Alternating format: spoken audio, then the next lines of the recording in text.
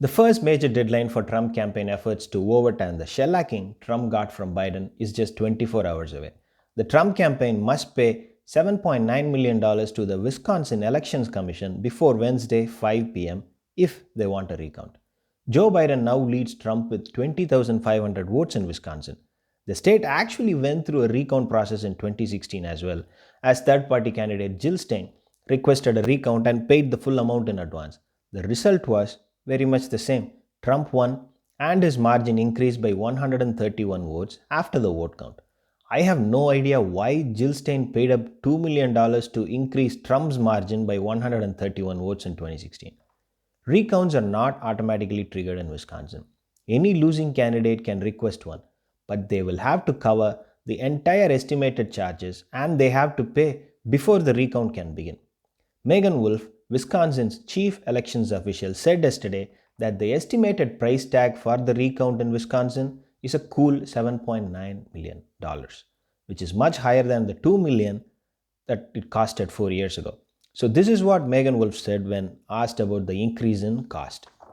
These estimates are significantly higher than the actual costs of the 2016 recount, but they take into account factors not present 4 years ago, including the need for larger spaces to permit public observation and social distancing, security for those spaces, higher number of absentee ballots, a compressed time frame over a holiday, and renting high-speed ballot scanning equipment.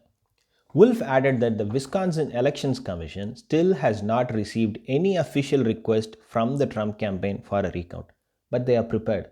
When reporters asked the Trump campaign today if the campaign is ready to pay the $8 million bill, the Trump campaign spokesperson said that she does not have anything to announce at this point. Come on, Megan Wolf, it is not fair to ask $2 million 4 years ago and $8 million this time. Give them a discount. The Trump campaign did not expect the bill to be so large. They are raising money and even called it the Recount Fund. But Megan, if you scroll down, you will see unless someone gives more than $8,333, it does not go for recounts. It actually goes for official Trump Election Defense Fund. And legally, once it goes into the defense fund, it cannot be spent for recounts. I know, now you're thinking why they called it a recount fund then. Because it has a nice ring to it. That's what you call marketing. The president is amazing in the art of the deal, and you must have seen it in the way he dealt with China and how he negotiated the Republican healthcare bill, which has been coming out once every 2 weeks for the last 4 years.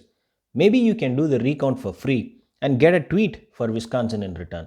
Trump can then get a MAGA rally that brings in tens of thousands of people to the state, and then he will get Kayleigh McEnany to tweet that millions of people attended it. Trust me, when Trump tweets, it's real.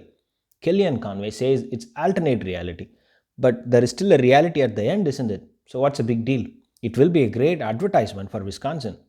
And please don't ask if Trump himself can cover the expense. He said he will put up money if needed for his election campaign, but he just couldn't do it because he only paid $750 in tax returns for 2 years. I paid more than that when I was working part-time in my college days. It is not fair to ask him to pay up $8 million, and don't forget that $400 million debt is coming due for him in the next 4 years. So his bills are already booked for the next 4 years. So you cannot show up one day and ask to go straight to the top of the list. You will have to wait for your turn. Free counting in exchange for a rally. Think about it, Megan. And he might throw in some free tweets for the next 1 year if his Twitter account remains active. Thanks for watching. If you like it, please subscribe.